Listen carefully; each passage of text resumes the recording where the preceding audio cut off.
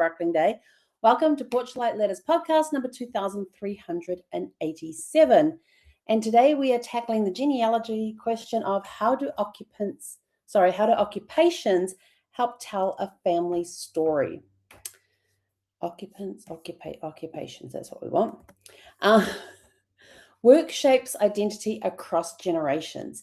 You will find that if you're going back and you're looking at census reports and that the sons tend to go into the same trade that their father was. So if the father owned a farm, one of the kids would inherit the farm and keep running that, and it would just keep going and going.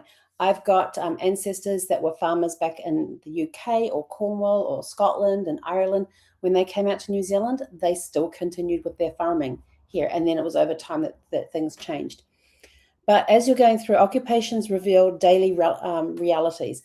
A coal miner's life is different from a shopkeeper's, and you will find a lot of miners are in there. Miners, farmers, storekeepers, shoemakers, bookbinders, all different trades as you're going through the census reports, which is where you'll mostly find the occupations. But then there's different records that you can use as well, like there might be an association or a union. When they started the unions up, they may be listed on the unions with their occupations there. Some places had electoral rolls, their occupation would be listed in that. Other places had directories, their occupation was listed there. So you've got plenty of places that you can find out what the occupation is, and you can actually track it. There was one family, there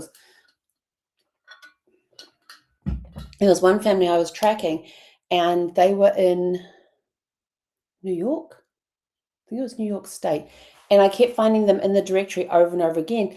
But through the years, you would watch the names change as the sons grew up and took over the delivery business that their great grandfather had founded. And they basically had this plot of land, and they were basically delivery people. They would take their horses and wagons out, go pick up stuff, transport it to wherever it needed to go. And then you watched it as the years went by. They maintained that same plot of land. But here's what happened. When we started getting cars in and started in the trucks and things, it changed from horses and carriages to trucks. And so it was interesting to watch the development of that family over the years. They all lived and worked in the same place, so that was very easy to find them on census reports. They stayed there for generations, and it was just really, really cool because sometimes when you see this isn't trades, but there are trades that you will find generations where they had worked in the same field, and that might suggest that there was an apprenticeship culture there. Especially if you're in trades like electricians, builders, blacksmiths for making horseshoes. I'm trying to think of some other trades that would have been there where they required an apprenticeship in order to continue on the trade. So you can find that there. This transportation company that we found, their daily life was very different from, like we said, a shopkeeper and a coal miners. Their lives were very different from, and you also have cobblers in there too, the shoemakers. Those would be another one where you'd have the apprenticeship making the shoes. But yeah, it was interesting following this transportation company, how they transitioned from horse and carriage to engine-driven trucks over the years. I don't know if they're still in business today. I would have to go and check that out. But it was interesting because they were they were on the census report. They were very easy to find on the census report because they were always at the same address, and they were in their directory under the same address as well. Sudden changes may signal disruptions. A shift from farming to factory work may reflect an economic change. They may have they may not have been making the money in the farming industry, and for whatever reason, they may have had to give that up and go into factory work. So there'll be those changes that will reflect the economic change. It could be that somebody died and the children weren't old enough to take over the farm, and so the wife then had to go to work, or the husband had something happen to him, which meant that he could no longer farm, and he may have had to go and become a factory worker, or maybe the wife became a factory worker.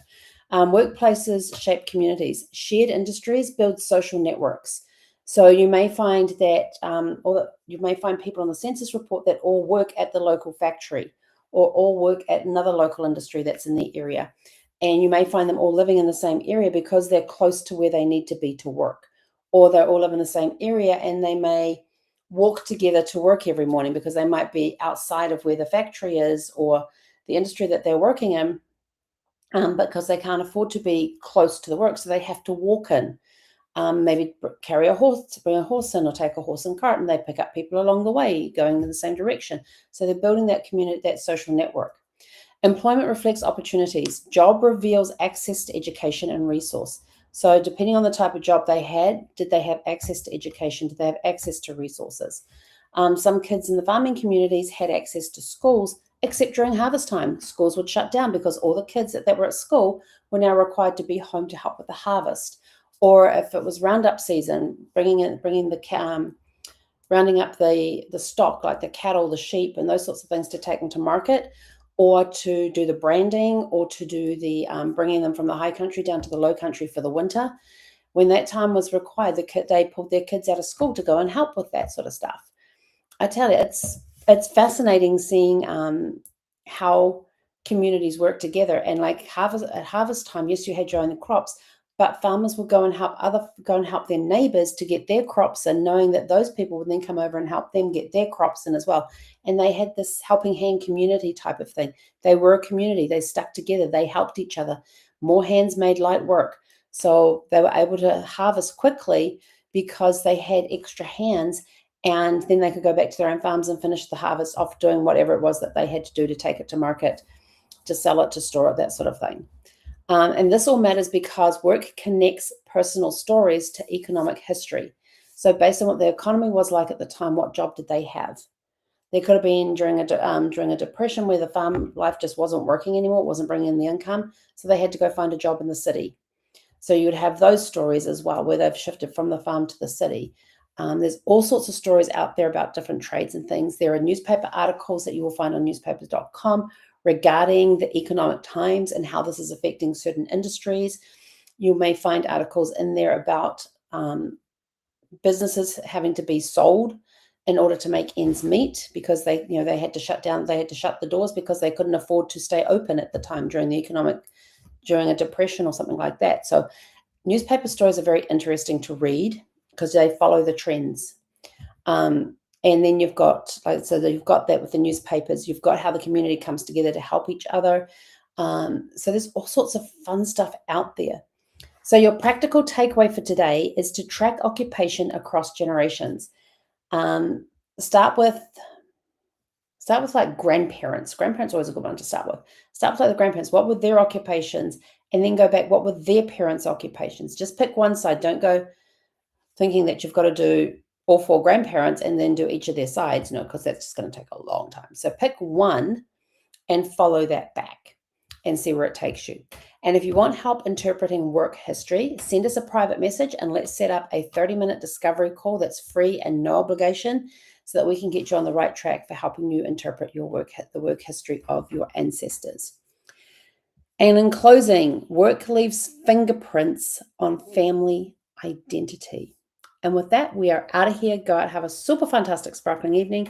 We'll catch you guys back here tomorrow evening at 6 p.m. Pacific. Hei konara.